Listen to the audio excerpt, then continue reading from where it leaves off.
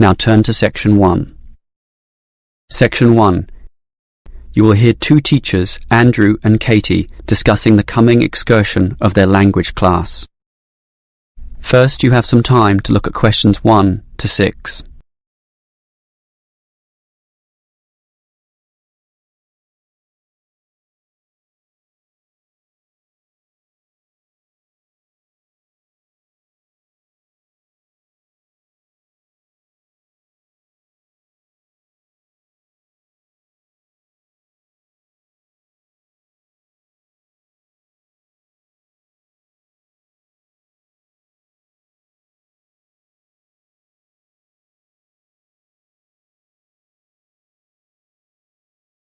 Now we shall begin.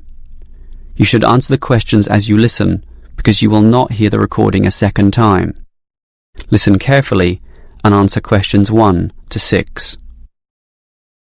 Well, we have this school excursion plan, but when exactly is it? Is it this Tuesday or Wednesday? Well, it can't be Tuesday with the English tests taking place. Ah, right, not Tuesday but Wednesday. That's right, all day Wednesday, taking a bus outside the city. And where are we going?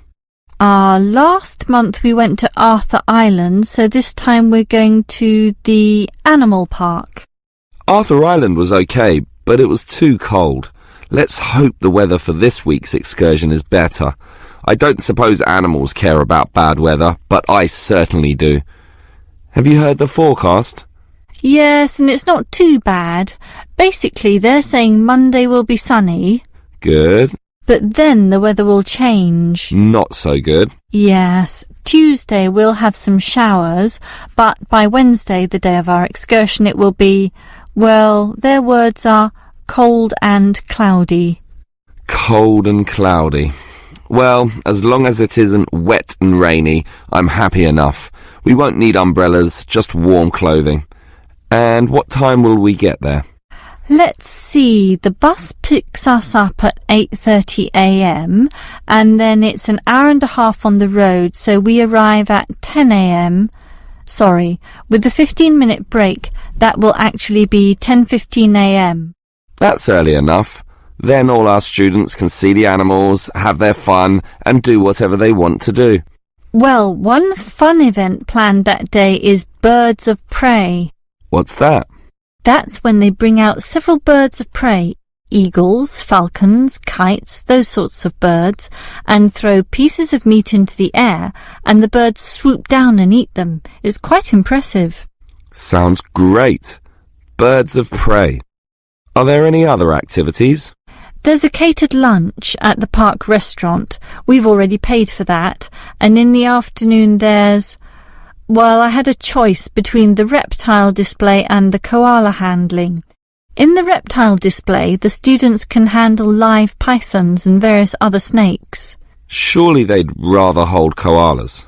I'm sure, but the koalas can't be handled unless the weather's sunny, and given the forecast, I thought it better to choose the reptile display. That's a shame. These Asian students would love the koala handling. Yes, I know, but we can't control the weather. And then we get back. What time will that be? We leave the park at 4:30, but then we face traffic, so we won't get back until well after 6 p.m. It will most likely be 6:30, but that's better than the last trip. We didn't get home until 8:30 that time. Yes, that was a bit too late, wasn't it? Before you hear the rest of the conversation, you have some time to look at questions 7 to 10.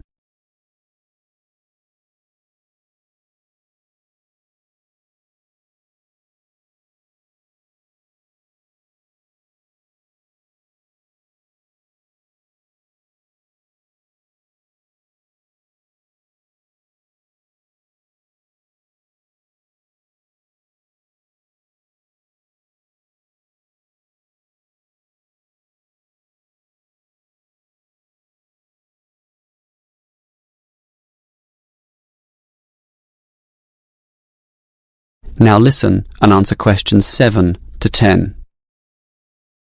Andrew, I understand you've been doing some research regarding the breakdown by nationality of our student body. That must have produced some interesting results. You're right. I got some statistics from head office.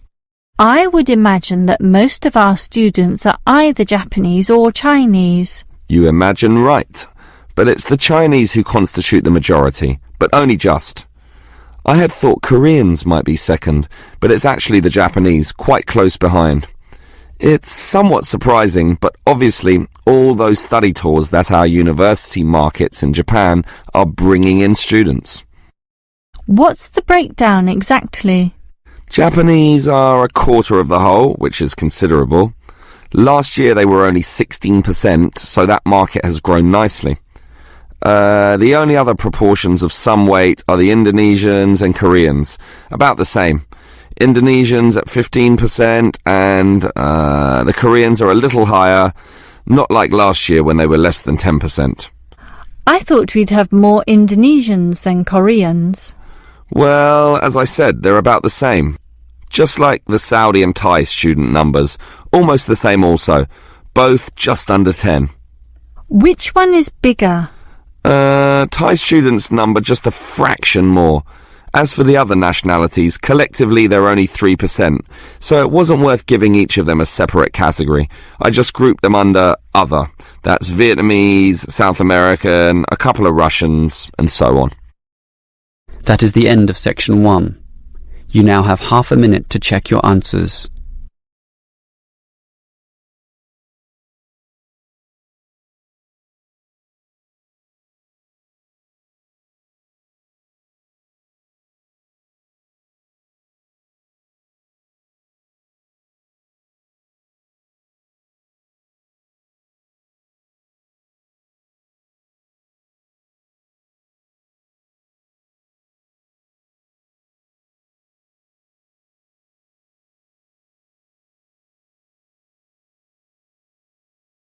Section 2. You will hear a member of the Active Outdoor Club talking to a group of interested potential members. First, you have some time to look at questions 11 to 14.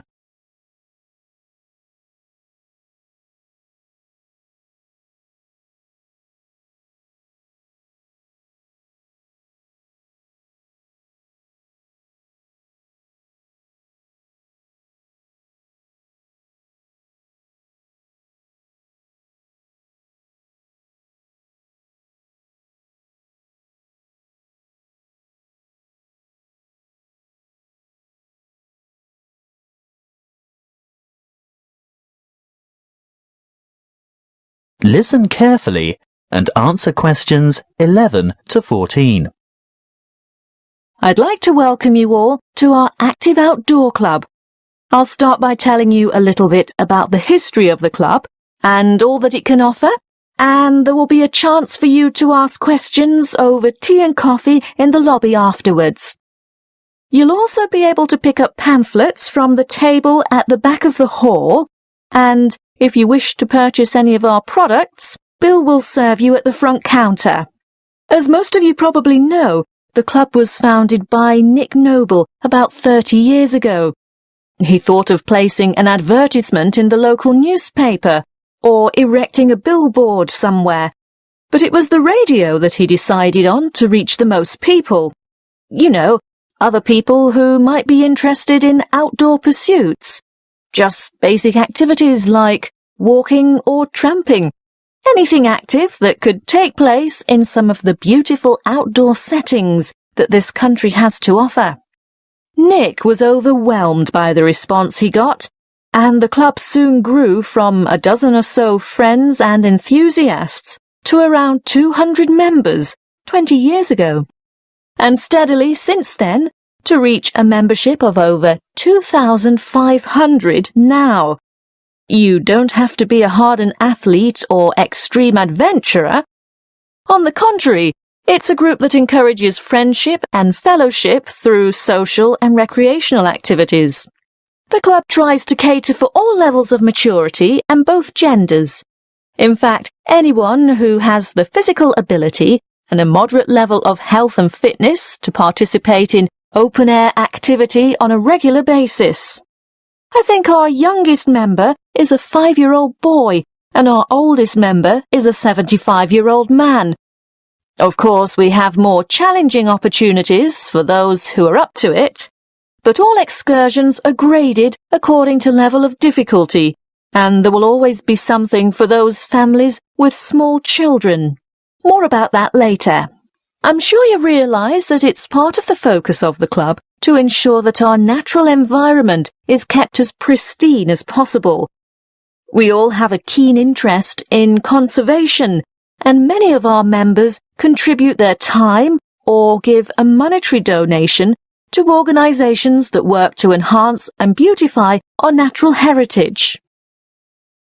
Before you hear the rest of the talk, you have some time to look at questions 15 to 20.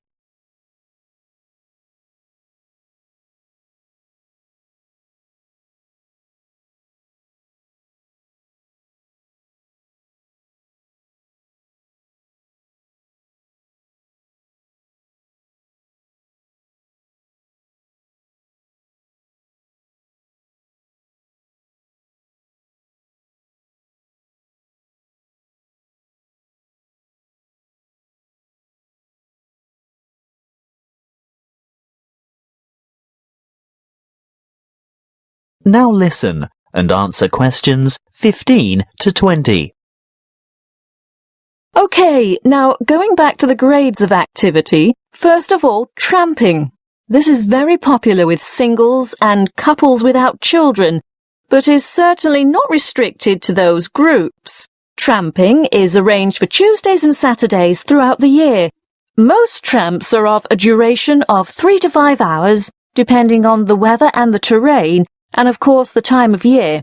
You would need to check the newsletter or the website to find out place and time, and if you wish to participate, phone the coordinator who can give you more information. I'll move on now to walking, which is very popular with families, but open to everyone.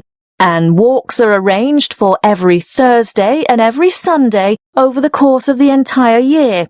Walks last no more than 3 hours, although the Thursday walks might be shorter. And again, you would have to check the newsletter for details of the time and area to meet and get in touch with the walking organiser to confirm your participation. Now, the Wanderers are what you might call a subgroup of the Active Outdoor Club. This group was set up to cater for the less active, more elderly, or families with very young children who still want to enjoy the great outdoors, but without quite so much exertion. Bear in mind that the length of these activities is variable, but we're always home before dark.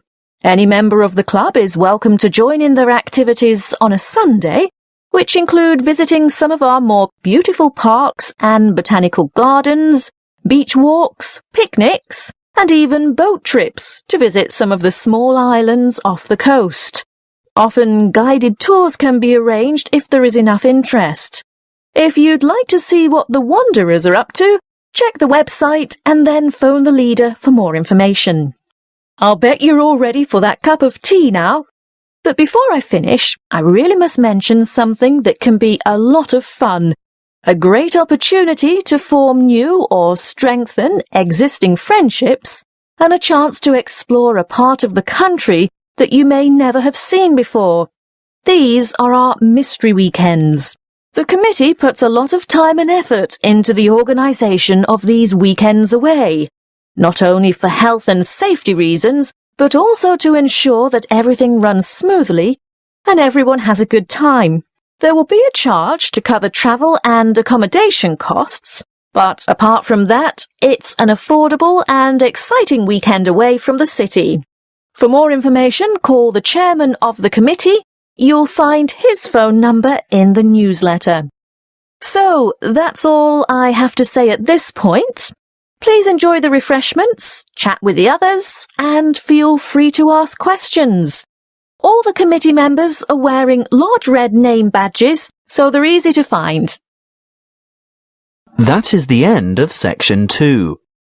You now have half a minute to check your answers.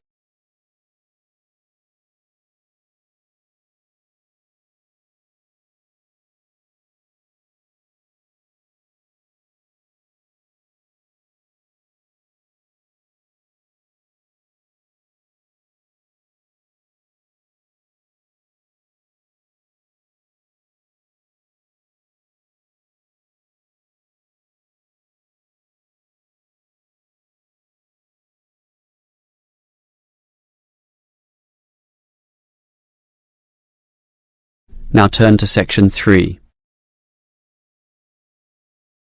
Section 3.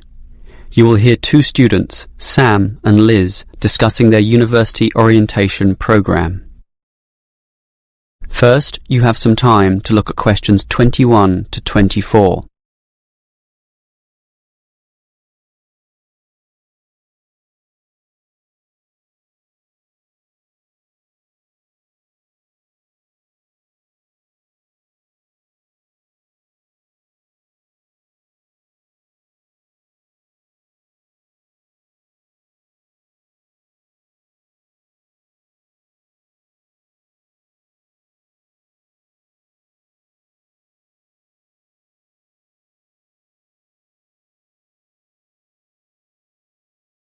Now listen carefully and answer questions 21 to 24. Hi Liz, how do you feel about starting university here? A little bit nervous, but I'm confident I can handle it. This orientation program seems like it will help us a lot. Sure, I'm looking at the timetable here myself. It seems that there are choices available. I can see. So, what are you going to do Monday afternoon? In the morning we all have the opening lecture, but it looks like we have a choice later that day, as you said. Well, the careers lecture might be helpful, but I am interested in the uni tour. It's probably too early to be thinking of careers now anyway, and I want to know what's what at this new university, so I'm doing the tour. All right, I'll come along with you. Might learn something interesting. After all, we haven't seen much of this place yet, and we will be spending 4 years here. Tuesday is another full day too.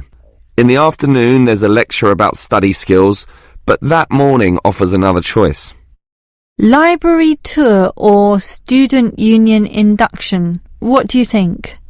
I think the student union is very important, but we can go there anytime, right? So we should take advantage of the library tour while it's being offered. Maybe the week after, you and I can go to the student union. Library it is then. Now, Wednesday has a free session in the morning, but after lunch there's a choice between visiting the computer lab or attending a lecture on our legal rights. Well, law and rights are important, but computers are the basis of everything these days, so I'm going to the computer lab. Don't you think knowing our legal rights is equally, if not more important? We live in a very litigious and complex society now. Sure, but it's something we can pick up later, so let's leave that one out. OK. Let me see the timetable.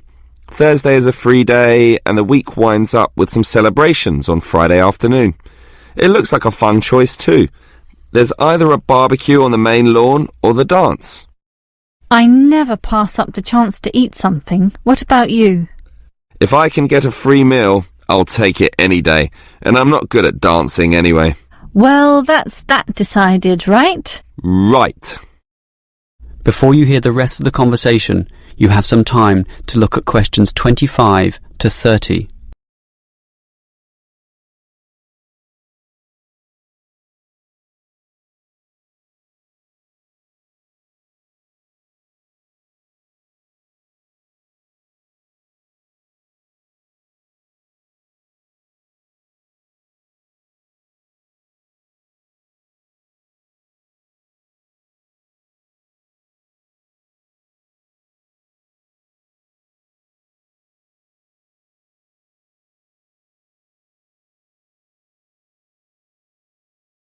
Now listen and answer questions 25 to 30.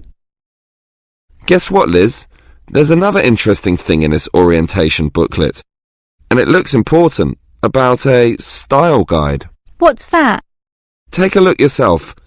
It seems to be a set of rules regarding how to present written work, essays and that sort of thing to the lecturers. They want a uniform style of presentation. I can see, so everything we hand in must have a header and a footer. A what? A header and a footer. The footer is at the bottom of the page and the header is at the very top. That's why they call it a header, you know, that little bit of writing giving details about the work.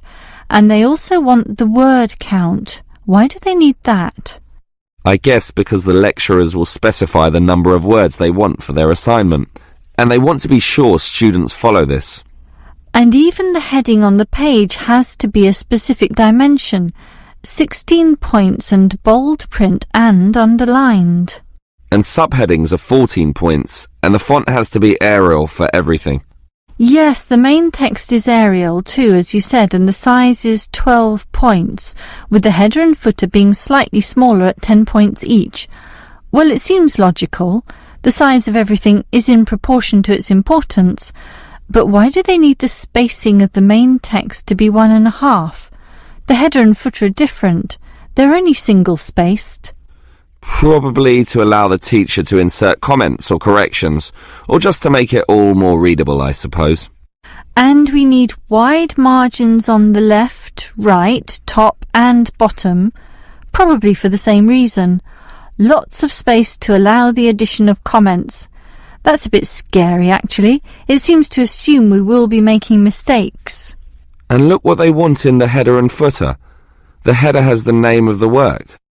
Not the name of the teacher? No, the work, but surely the teacher's name must go somewhere. Ah, here it is. It goes in the footer. OK, I'd say this is all logical. If a page is lost, say falls to the floor, then with all this information it can always be traced back to the teacher involved. Right. As you say, all very logical. That is the end of section 3. You now have half a minute to check your answers.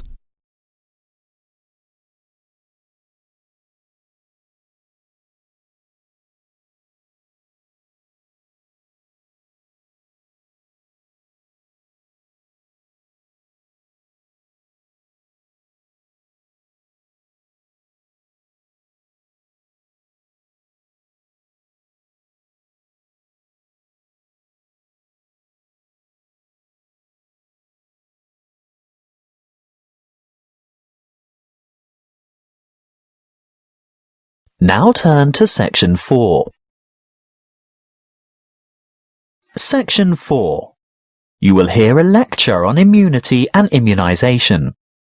First, you have some time to look at the questions.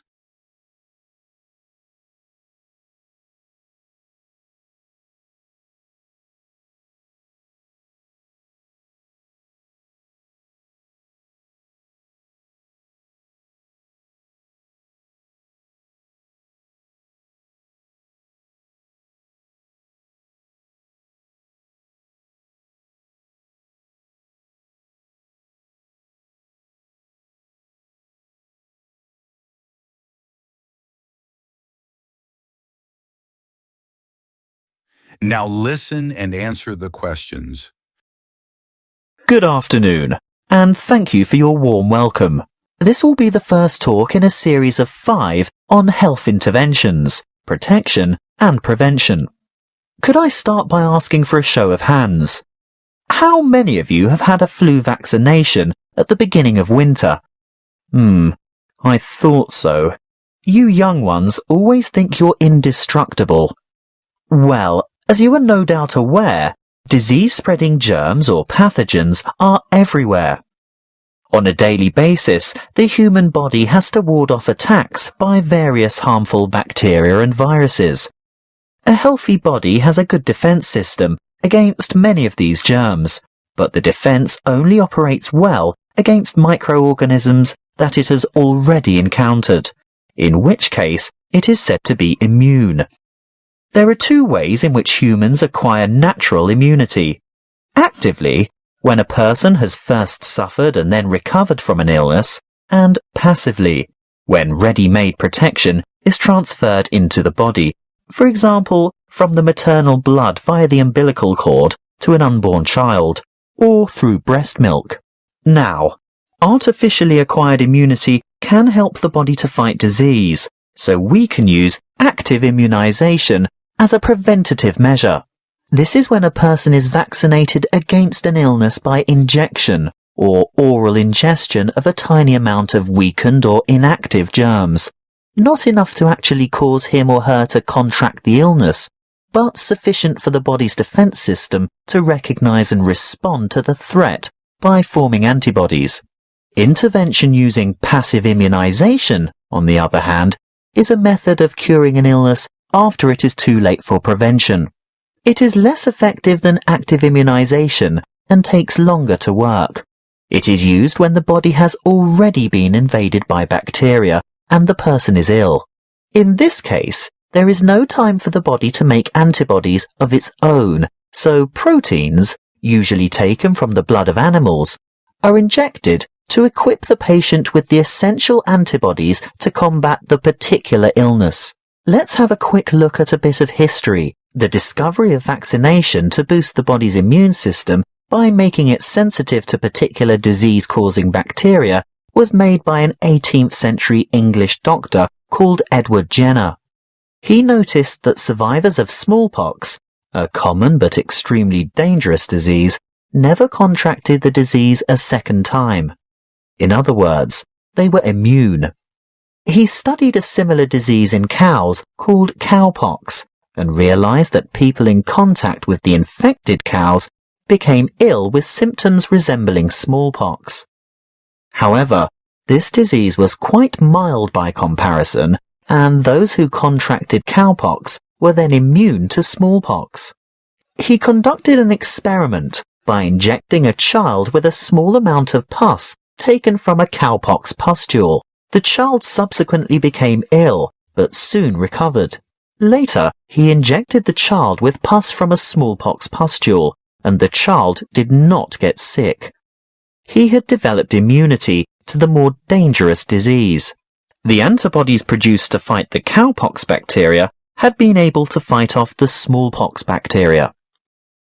Before the audio continues, you have some time to look at the questions.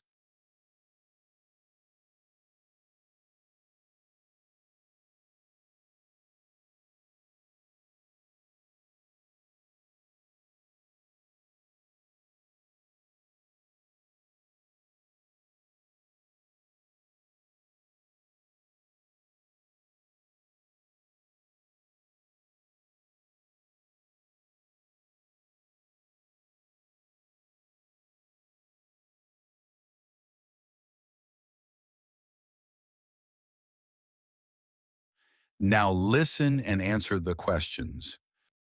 What are antibodies?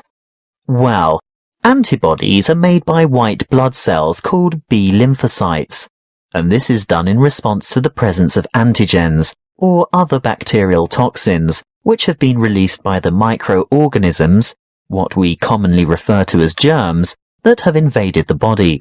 These Y-shaped antibodies, or you can think of them as antitoxins, may stop the toxins or repair the damage they have done by what is known as the antigen-antibody reaction, which takes place within the plasma of the blood. A correct antibody, for that disease, clings to a particular antigen in order to render it harmless. Large numbers of these pairs clump together to form a bigger unit. This is called agglutination and is able to be seen by the naked eye, which is very helpful for doctors and other specialists to determine which illnesses a patient is immune to. Inoculation or active vaccination can protect people from serious diseases. The vaccine may make a person feel unwell for a few days when the immune system starts to produce antibodies to match the introduced antigen. This is called a primary reaction. If that particular antigen should ever enter the body again later, a secondary reaction takes place. The body is then able to produce large numbers of corresponding antibodies within a short time, so the invading antigens are quickly wiped out, without the person suffering any harm from the disease. That is the end of section 4.